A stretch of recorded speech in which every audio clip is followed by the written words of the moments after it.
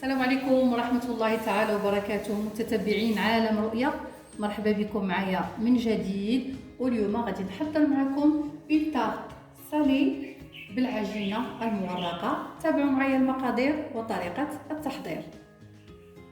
كنحتاجوا لتحضير العجينة المورقة 500 غرام ديال الدقيق، شوية ديال الملح، معلقة ديال الخل، ماء بارد باش نخلطوا العجين، و250 غرام ديال الزبده ديال التوراق باش غادي نورقوا العجين. غادي نبداو على بركه الله. كندير شويه ديال الملح بهذا الشكل، لان لا طارت بغيناها مالحه فغنديروا غير الملح فقط. ملي كنبغيو هاد لاباط فويتي نخدموا بها شي حاجه حلوه فكنديروا شويه السكر. هذه معلقه كبيره ديال الخل، معلقه كبيره ديال الخل هيا، وغادي نعجن بالماء البارد بهذا الشكل. بسم الله.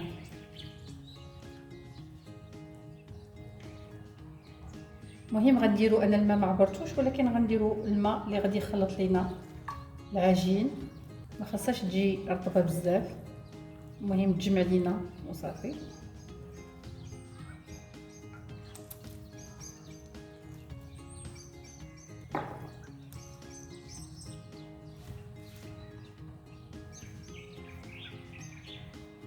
بالنسبه ل 500 غرام ديال الدقيق كنديروا فيها 250 غرام ديال الزبده. الا بغينا نديروا كيلو ديال الدقيق فكنديروا فيه نص كيلو ديال الزبده، بحال اللي كنديروا النص الزبده كتكون نص المقدار ديال الدقيق. صافي كنبقاو هكا حتى كنجمعوا الخليط ديالنا. هاد العجينه هذه هي العجينه ديالنا، جمعناها بهذا الشكل. كندلكوها شي شويه حتى كتجمع بحال هكا.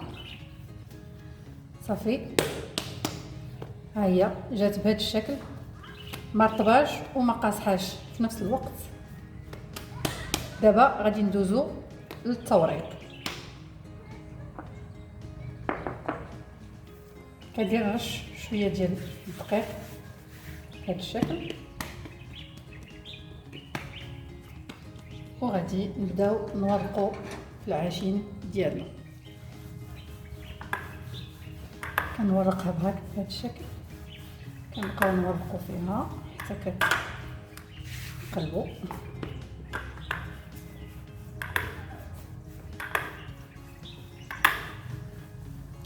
انا هاد الطريقه كتجيني سهله بزاف وكتعجبني وكتخرج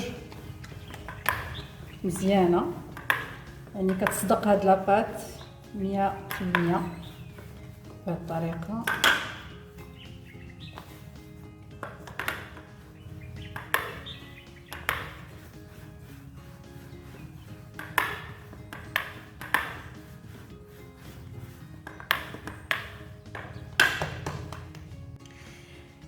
العجين ديالنا هي سرحناها.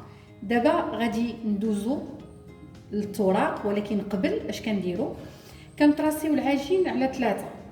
يعني هاد العجين غادي نطراسيوها، ما كنقسمش على 3، قلت كنطراسيو، يعني غادي نطراسي الاولى ونطراسي الثانيه، بحال اللي كيبداو كيوليو عندي 3 ديال لي باغ، ها هما الاولى والثانيه والثالثه. غادي ندير الزبده بهذا الشكل في الاولى،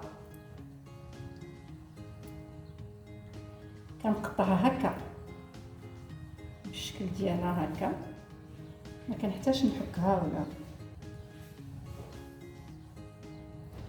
وغنديرها في الثانيه، يعني في لاباغ الثانيه بهذا الشكل.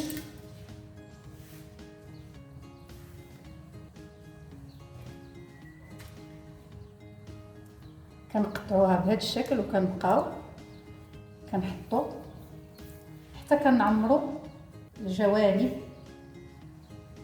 والوسط وكل شيء، ما كنخليو حتى بلاصه بهذا الشكل.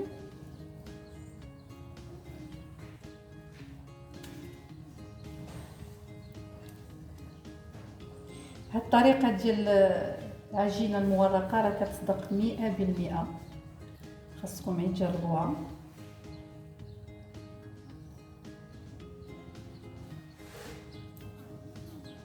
صافي انا وزعتها تقريبا على هذوك لي دو باغ اللي انا طراسيت. دابا غتبقى لينا الثالثه، هذه اللي بقات خاويه. اش غادي نديرو؟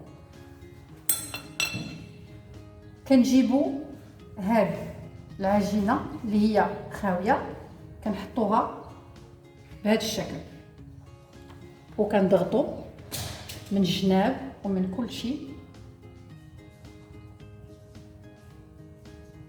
بهذا الشكل،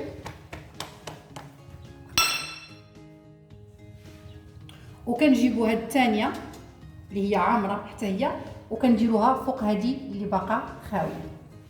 فبهذه الطريقه الزبده كتمشي للعجين كامله، يعني كتولي كلها عامره بالزبده بهذا الشكل. كنسدو الجوانب باش ما تخرجش لينا منهم الزبده. الزبده خاصها تكون شويه قاصحه، يعني تكون خارجه من الثلاجه، ما تكونش بحراره المطبخ باش ما تذوبش لينا في العجين بهذا الشكل. ودابا غادي ندوزو باش نورقوه. كنورقوا العجين بهذا الشكل بعد ما درت شويه ديال الدقيق لتحت، كنضغطوا غير بشويه حيت الزبده شويه قاصحه. فانا كنستعمل هذا الدلاك لانه شويه كيبسط العمليه، ماشي بحال ديال العود، يعني هذا ما كتبدليش معاه واحد المجهود كبير في الطوراق.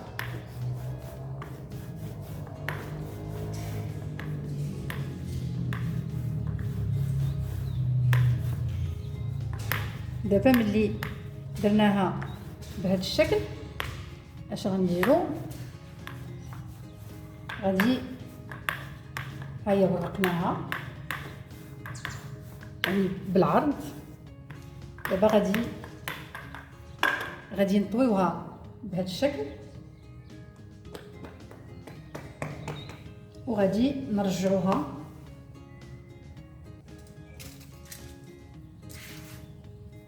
هكا، وغادي نورقوها دابا بالطول.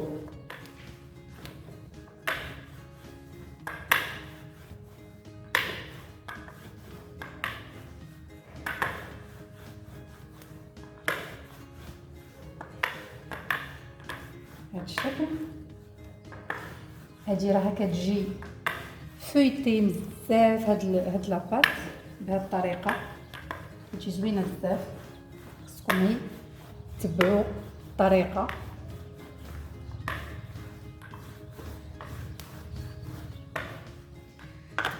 صافي كنبقاو نديرو نفس العمليه 5 المرات فقط. دابا انا درت 2،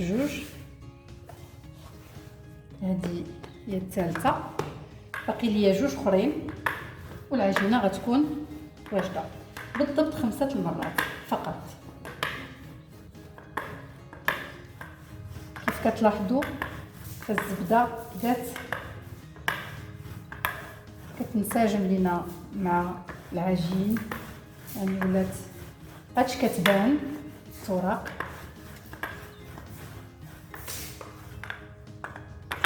عادو تاني نبنوها.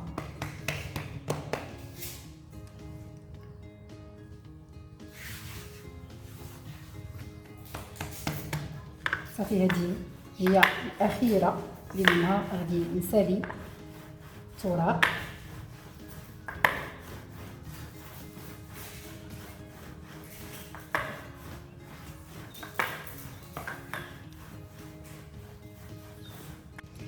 دابا غادي ندويو العجين ديالنا بهذا الشكل.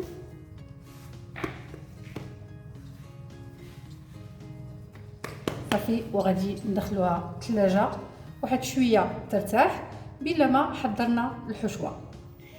مشاهدينا بالنسبه للحشوه فكتبقى اختياريه، كل واحد يعني كيدير الحشوه اللي بغا. انا اليوم اختاريت هذه الحشوه بالكفته، فدرت هنايا 2 بصلات كبار مشلضين، غادي نزيد عليهم شويه ديال زيت الزيتون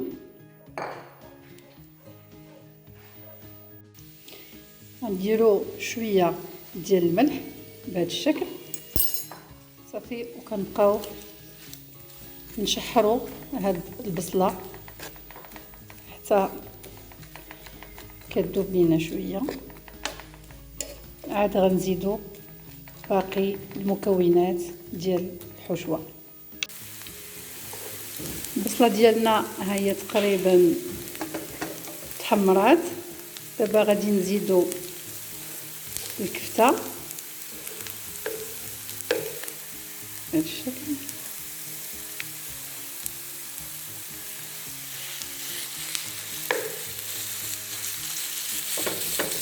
كنضغطو عليها حتى كتفرق لينا في المقله.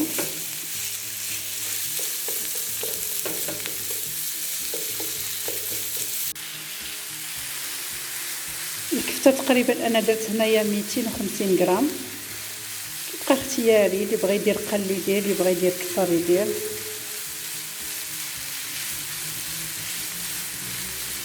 دابا غادي نزيد الربيع. التوابل كنخليهم هما الاخرين.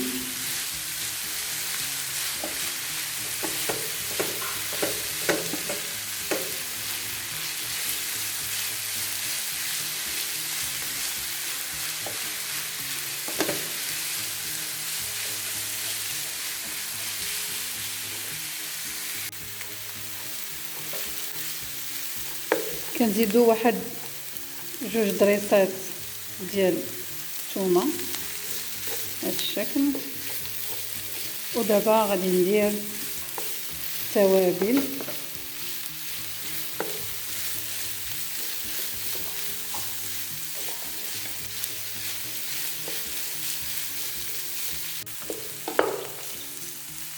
كندير شويه ديال الزعتر بهذا الشكل، شويه ديال الكمون، وشويه ديال الفلفل الاحمر بهذا الشكل. وكنحركو الخليط ديالنا. مشاهدينا هذه هي الكفته ديالنا، ها هي واجده. غادي نزيدو عليها واحد شويه ديال الفرماج بهذا الشكل وهي باقا سخونه صافي. وغادي نخلطوه معها بهذا الشكل. هاد الحشوه كتجي لذيذه. ممكن نزيدو فيها الخضر محكوكه الا بغيتو صافي. وغادي نخليوها تبرد باش ندوزو نصاوبو لاطارت ديالنا. مشاهدينا هذه هي لاباط فويتي، خرجتها من الثلاجه دابا. قطعتها، خديت غير النص ديال العجين. شوفوا كيفاش كتجي، شتي كيفاش كتجي مورقه بهذا الشكل. دابا غادي نسرحها باش نديرها في لو مول اللي اختاريت. غنديرها في هذا لو مول، فرشت ليه بابي كويسون لتحت باش يتسهل علينا باش نديموليوها. ودابا غادي نطلقوا العجين ديالنا باش نديروها في لو مول. العجين ديالنا ها هي ورقتها. دابا غنديرها في لو مول. لو مول انا درت فيها شي شويه ديال الزبده، انا ما كثرتش باش تشد ليا ديك الورقه ديال لو بابي كويسون. ودابا غندير لاباط. لاباط راه ما كتبغيش ترقق، كتبغي تبقى شويه غليظه، كتبغيش ترقق باش تطلع صافي. وكنورقوها هكا، كنضغطوا عليها من الجناب صافي.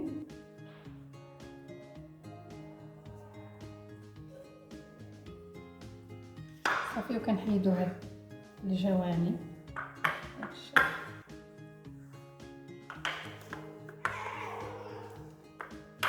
ما ثابتاش ليا. نديري هكا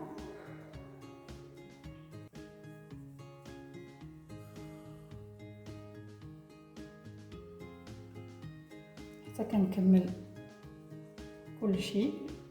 كنحيدو كاع داك الزوائد اللي ما بغيناهمش. صافي وغادي نقادها من جناب. لاباط ها هي قاديتها. بالنسبه لهذا الشيء اللي كيشيط لينا، فحاولوا انكم تعرفوا كيفاش تجمعوه. هي ما كتبغيش تجمع بحال هكا، كتبغي دار الورقه على اختها بهذا الشكل، وكتبقى صالحه اننا نخدموا بها حوايج اخرى، يعني ما كتخسرش. هي نجمعوها قاده. صافي كندوزو كنتقبوا لاطاق ديالنا شي شويه، ماشي بزاف، بهذا الشكل. صافي وغنديروا الحشوه ديالنا.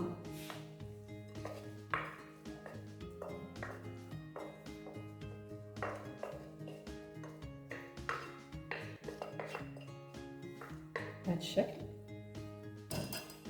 صافي كنديروها في الجوانب كامله.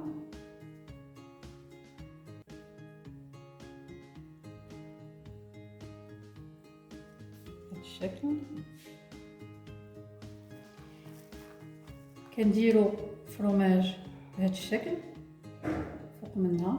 ممكن ديروا اي فرomاج، حقيقه انا فرomاج ما كنعبروش، داكشي اللي عندي كنحاول نقضي به بهذا الشكل. حتى فرomاج موتزاريلا حتى هو كيجي مزيان. صافي دابا غادي ندوزو باش نغطيو لاطاغ ديالنا. غادي نحتاج العجين. كنورقوا شويه العجين بهذا الشكل في نفس الاتجاه، حيت انا بغيتها تكون عندي، بغيتها طويله، بغيت دي بوند طوال، فغادي نحاول انني نورقهم بهذا الاتجاه.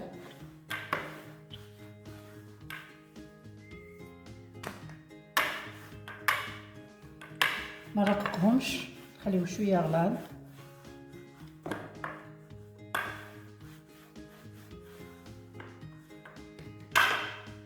يعني بهذا الحجم بحال هكا. دابا غادي نبدا نقطع لي بونط اللي بغيت، كندير هكا بالشكل.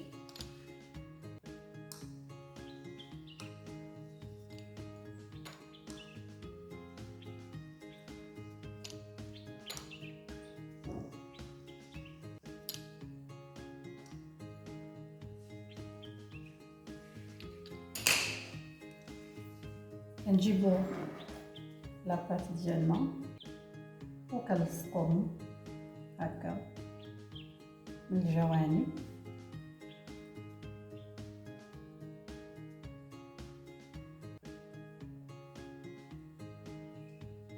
هذه ما غاديش نضيعها، غنديرها في هاد البلاصه لانها صغيره.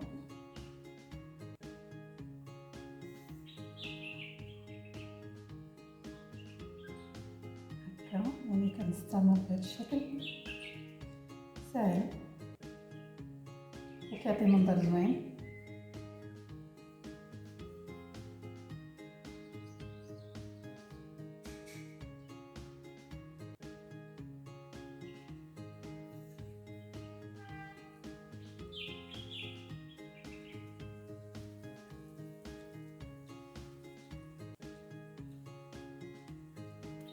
اخر هكا بهذا الشكل.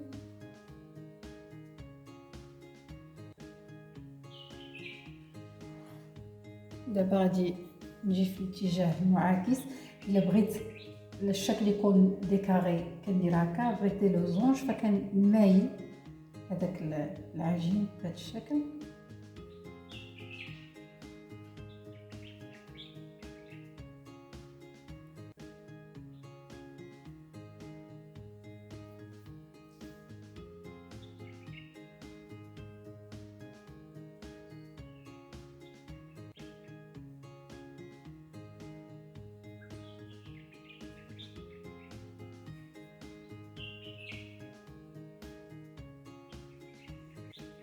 هادو غادي نحاول انني نلصقهم باش ما يضيعوش ليا، انا داكشي ملي كيطيب حتى حاجه ما كتبقى تبان.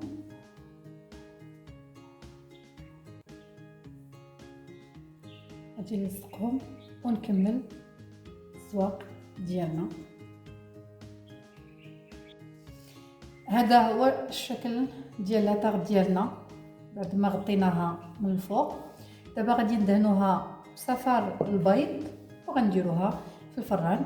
بالنسبه لاباط فويتي او العجينه المورقه فهي ما كتبغيش طيب على درجه حراره مرتفعه، فغادي الفران خصو يكون سخون مزيان وغادي نقصوا عليه حتى لحد ونخليوها طيب من التحت ومن بعد عاد نحمروها من الفوق.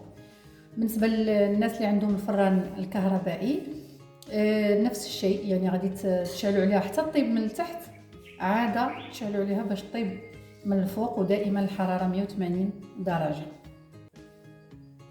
مشاهدينا هذا هو الشكل النهائي ديال لا طارت ديالنا. كتجي زوينه بزاف، كتجي مقرمشه. انا غادي نوريكم، نحاول نضغط عليها باش تسمعوا قرمشه. كتجي زوينه بزاف، كتجي لذيذه وكتستحق انها تجرب. انا غادي نحاول نقطع لكم باش تشوفوا اكثر كيفاش جات. مشاهدينا كيف شفتوا في هذا الفيديو، فلاباط فويتي راه ما كنحتاجوش اننا نبيتوها، راه ممكن نخدموا ديك الساعه. فانا راه الوقت اللي حضرت الحجوه صافي خدمت بلاطاغ ديالي، يعني خدمت بلاطاط ديالي. شوفوا راه كتجي كلها مقرمشه بهذا الشكل. مشاهدينا الى عجبكم الفيديو ما تنساوناش من لي لايك، تابوناو معنا باش يوصلكم الجديد دائما، والى فيديو قادم ان شاء الله.